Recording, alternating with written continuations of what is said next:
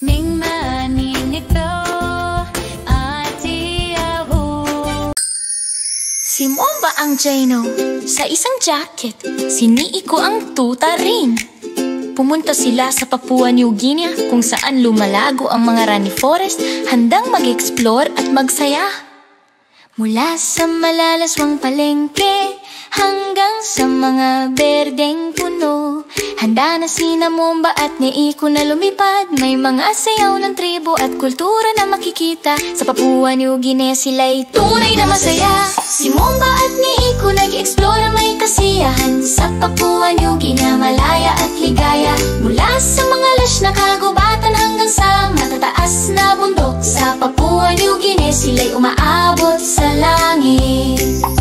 Sa Mangrarin Forest na may malalaking kuweba, si Momba at Niiko ay nagpapakita ng tapang. Mula sa misteryo ng Denisovan hanggang sa mga hindi pa nasasagap na kahanga-hanga, sa Papua New Guinea sila'y matapang at malakas.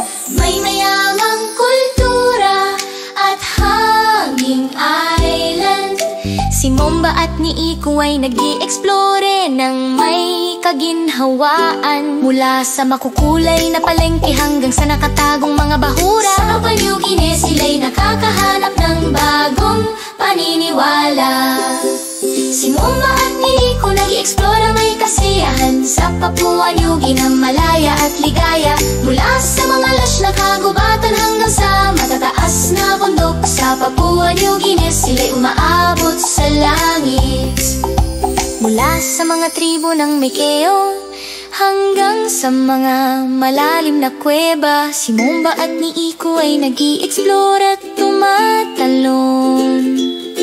Sa Papua New Guinea kung saan makulay ang kasaysayan, si Momba at Niiko ay liliwanag sa gabi. Si Momba at Niiko sumasayaw ng may kasiyahan. Sa Papua New Guinea bawat sandali nila ay pinaalagahan. Mula sa mga kagubatan hanggang sa mga kuweba na may mga kahanga-hangang katapangan. Ang kanilang adventure sa Papua New Guinea ay isang alon.